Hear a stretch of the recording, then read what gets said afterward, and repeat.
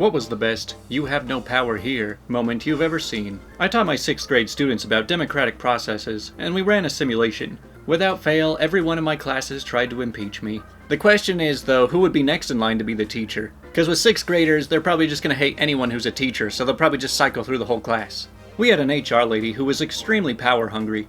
She's walking around with the president of the company who flew in from Japan. She rushes him through the warehouse, just spits out, "Oh, these are just the warehouse guys, we don't have to stop and talk to them." He stops and walks over and starts talking to me about my last vacation, how buying my house went. You could just see her fuming behind him as we talked for almost 45 minutes. I've had multiple meetings with him, we knew each other really well. I don't think he liked her and drug it out on purpose, but I was thrilled to see her just standing there, really bored. Yeah, I think a lot of people really underestimate how down-to-earth a lot of company presidents can really be. But it's always nice when you're friends with someone who's above the person who picks on you. When I was working customer service for a restaurant delivery service, I had a customer send a complaint about a hair in their food. The hair was sitting on top of the food. I checked their account, and they have one order on their account, which is a red flag. I check their phone number and find multiple accounts. Each other are 1 to 2 orders, all of them complaining about a hair in the food. I deny a refund because the customer has actually used the same identical photo for the last order since they ordered the same thing. The customer tries to argue with me, threatens to never use the service again, typical stuff they always say. Eventually the customer gives up and ends the call, then immediately tries again. I get the support request, see who it is, then deny the refund again. She ends the call, then tries again. The person behind me gets the call. I tap the person on the shoulder and show them what I pulled on my screen, and that person denies the refund. The next day she calls back and tries again, and is outside of the refund window, so the customer demands to speak to a supervisor. The supervisor bans her from the service for multiple fraudulent refund requests. You know, I think that this whole culture of, being so friendly to customers and just refunding them no matter what has really created just a massive abusive relationship between a lot of customers and companies. So it's become such an easily abused system. So it's nice to see some companies that just don't take it at all. I worked for 8 years servicing communications equipment on site. 5 of those years were as the department manager. When oil was found in our area, we got so busy we could barely even think. Most of my team were pulling 12+ hour days, 6 days a week, and we were struggling to hire people quick enough. One day, the CEO texted and said he hired an assistant manager for me, which was something I desperately needed. I was super dirty from my previous job, and swung by the store to pick him up and take him to one of our sites where he would be doing paperwork. The moment he got in the truck, he immediately started talking crap. He started telling me about how everything we were doing is messed up, and the department manager, which was me, was a total moron and he would have my job within a few months. I just sat and mostly listened. He obviously didn't know anything about my industry, and every time he would say something wrong, I would try to politely correct him, and he'd either backtrack or insist that I was trained wrong. When we got to the site, out in the middle of the West Texas desert, he complained about the layer of dust on everything, and ordered me to clean up the entire site. When we sat down at my desk, the guy continued to whine my ear off about everything that was wrong, and chastised me for sitting down at my desk when he told me to clean up the site. So I called for a taxi, filled out a notice of termination, and handed it to him. He looked absolutely shocked, then defiantly protested that only the CEO could fire him. I said, "And my name, right?" He sheepishly nodded, so I stuck my hand out for the handshake and introduced myself. I can teach anyone how to service equipment, but I don't have a clue how to teach someone to not be an a-hole. I mean, that's kind of an interesting approach, getting on the job and just start bossing around your bosses. I don't know what you expect to come out of that. A coworker friend of mine was flying back from a sales conference in Vegas, and he was able to upgrade to a first-class seat. We had this terrible sales VP that was on the same flight. She was the snobby, entitled type with a full-time nanny and a giant McMansion in the suburbs, and she generally treated people who worked for her like servants. She sees him in a first-class seat as she's making her way to coach, and asks him how he got that seat. He used points to upgrade. As people are getting settled in, she makes her way back to the first-class cabin and asks to speak with the lead flight attendant. She tells him that one of her underlings is sitting in first class, and that she needs to switch with him since she's higher on the corporate ladder. The guy can't believe what he's hearing, but she won't take no for an answer. Finally, he tells her she has to go back to her seat, or she'll be escorted from the plane. She made a complete joke of herself in front of the whole first-class cabin. You know, to all the people who really miss those entitled stories I used to do all the time, this video's for you. I had a rough childhood with a drug-addicted father. My mom struggled to make ends meet, and my first job was paying for the mortgage. After several months of working, again at my first job, I finally had some money to spend on myself and decided to get a computer and a decent internet connection. At the time, the best internet I could buy was part of a dish combo package. I bought a dish and brought it home to install on the house. During this time, my dad was still living at home with us, but he was hardly there, and my parents had all but separated at that point. My dad promptly asked me what I was doing putting a dish on the house. I let him know that I pay the mortgage now and that I make the decisions on what we do at the house. I was young, but it was a very empowering moment for me. Well hey, at least this pretty much shows that even if you had a crappy childhood, you could still make it as an adult. One of my new employees came from a competitor who is, shall we say, not as put together as we are. Her former boss had actually called me to yell at me about poaching his consultants, which in and of itself is weird enough. However, a few weeks after she started, the dude rolled up to her office. He had apparently been calling her to get her to finish an analysis for him, and she just ghosted him. I went to the lobby to see what the heck he was doing here. He started in on me again, and then she happened to walk by. I didn't fully understand the conversation, but at one point he literally demanded she do this analysis. She just said, "Or what?" and waited a few beats before turning on her heels and walking away. I did the old hand on his back, pointed to the door, universal symbol for leave or a large security man will make you leave. Never heard from him again. Man, that guy seems so nice though. Why would anyone want to leave him to go work for a different company? I had an old boss who was a complete and total jerk. He was actually my boss's boss, and wasn't supposed to interact with us unless it was through our boss. But he just loved trying to make everyone under him squirm. The company had forced him to go to training twice because of how he spoke to people. One day I get a call at home from him and he just starts unloading. Cursing, name-calling, insulting over some technical issue he just found out about. After a couple of minutes, I just looked at my phone and hung up on him. The next day I get called into a meeting with his boss, who basically wants to know who the heck I think I am hanging up on this guy. I calmly explain that no one gets to yell at me on my time, in my home, on my phone. You have to wait for me to be on the clock to pay me for that privilege, and I'll gladly take that money.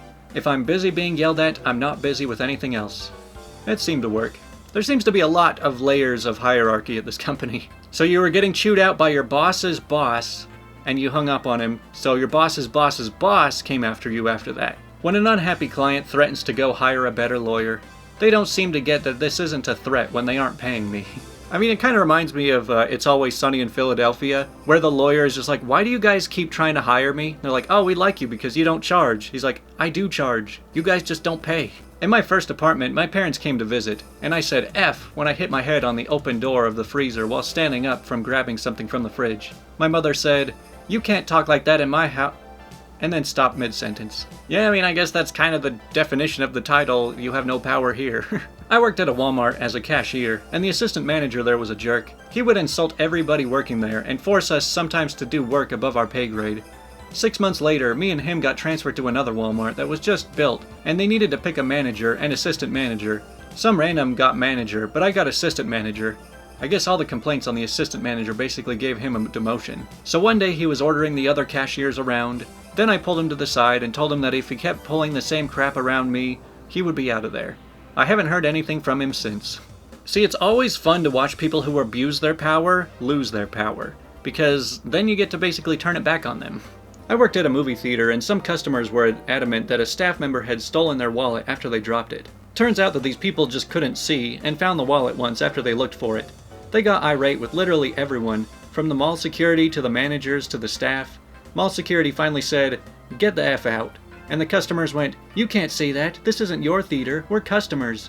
The mall security guy promptly said, this is my mall, and I'll do whatever the F I want. Yeah, I'm pretty sure security is the last person you want to be yelling at that they have no power over you. A new CEO came to our department on the first day of his work. He didn't have a pass card yet, and a lower level employee told him that he can't enter without a pass card.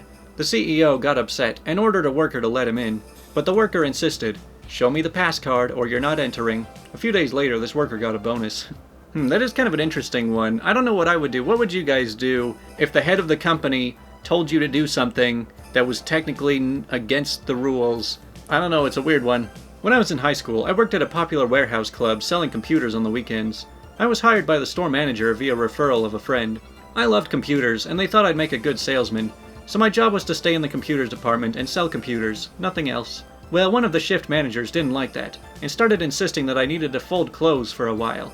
As in, half of my shift. I told him that the store manager had instructed me to never leave the technology department, but he insisted.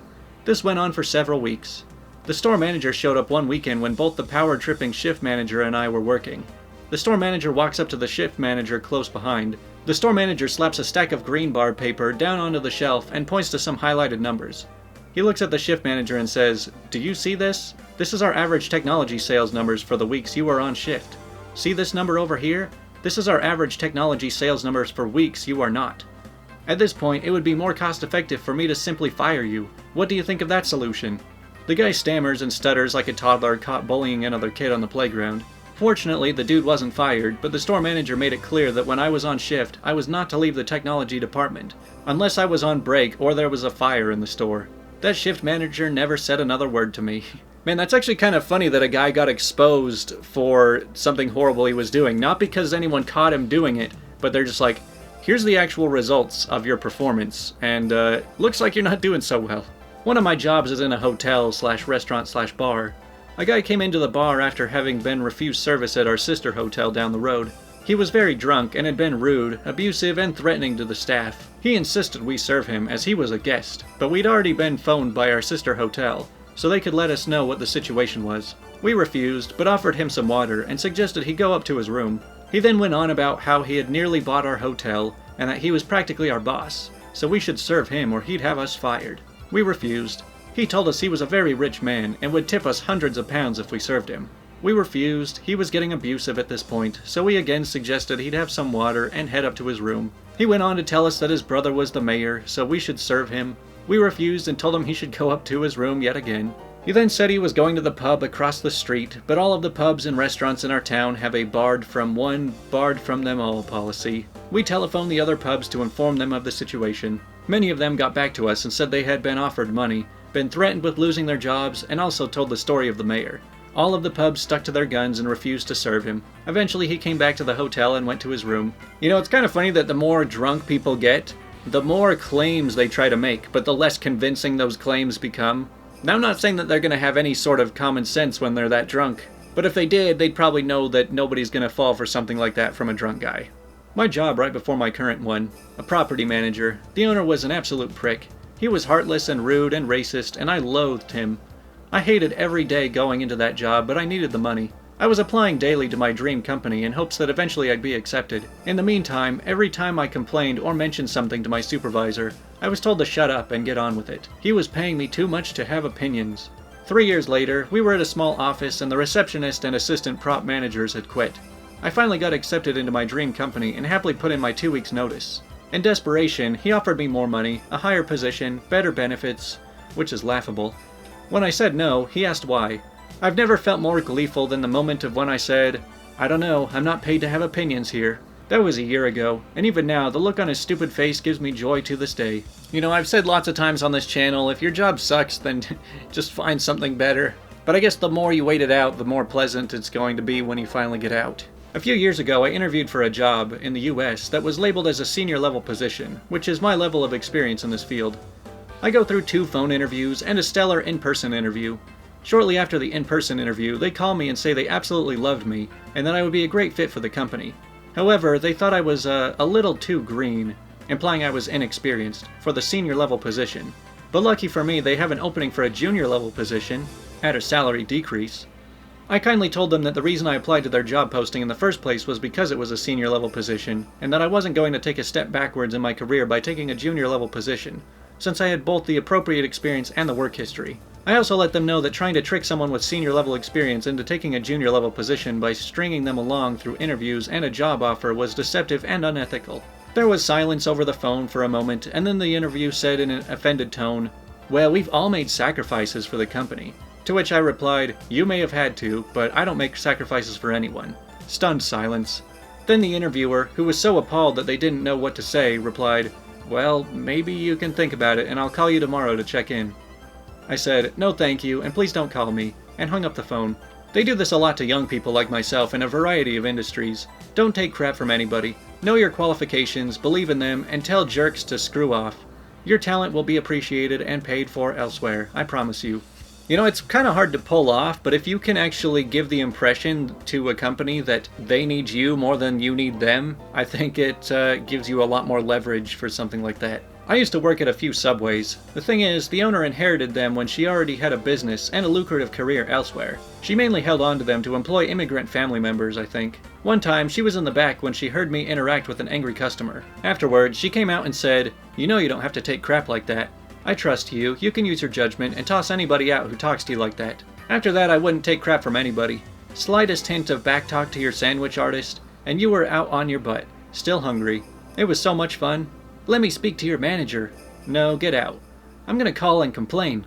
Ooh, I'm terrified. Go nuts. But you can't call from in here because you're trespassing now. The sheer indignance of an entitled customer when you don't bow and scrape before them is really something to behold. You know, I just thought about this, like all of these entitled and angry customers, it's like maybe they never got disciplined as a kid, so now they get to get disciplined in the real world. I have one that crosses with, I don't work here lady, a bit. I have a job, but I'll still do interviews every couple years. This means the script is flipped a bit. They have to convince me to work there. Anyways, I go to a town early, so I stopped at a bakery to get something to eat. The woman went in the back to get it, and this squat toad of a woman walks in, yells at me to get her order, and then yells at me again for not getting up right away to serve her. When I point out that I do not in fact work there, she goes off on me about how important she is. I go to the interview, the head of IT and the toad woman walks in.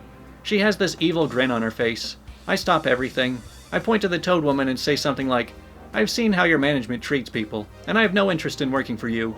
And I take my resume out of his hands and walk out. The look on her face was priceless. Oh, and he walked in with a print of a resume, so I took his copy. Felt great to do.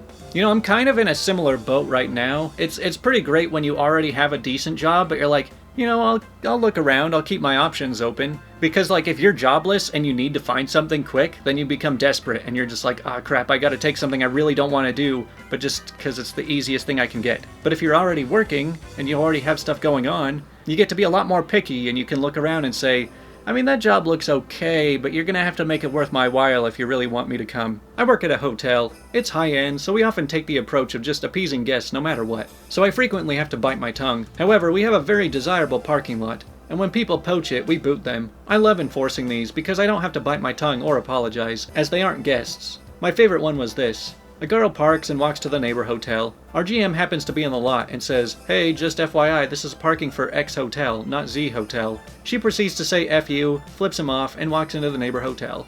The GM calls me and tells me. I giggle, grab the boot, and slap it on her car. She comes back screaming and ranting. I tell her the cost is $200. She calls the police. The police ask, is this a private lot? Yes. Okay, then pay them. She refuses to pay and storms off. I get a call requesting the manager. I speak with them. It's the girl's mom. She is trying to say, oh, my daughter didn't know. She was there for a job interview. Yada yada.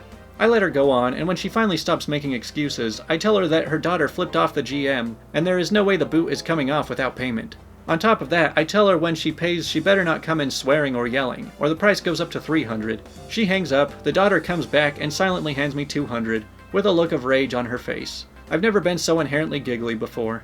Man, parking around a city is always kind of like a scary game, because you're always like, can I park here without getting ticketed? Am I allowed to park here? Where the parking lot for the place I need to go to is full? Where else can I park? And it's always just a mess. I worked at a grocery store for 5 years, putting up with crazy customers and their awful attitudes. At the end of my tenure, our store was set to be closed, and for the last month, the store was sold to a liquidation company, meaning we were no longer under our parent company's umbrella, and we were no longer concerned with retaining customers' loyalty. I got to tell customers no, and respond with every bit of sarcasm and disdain to every Karen I encountered for 1 month until the store officially closed.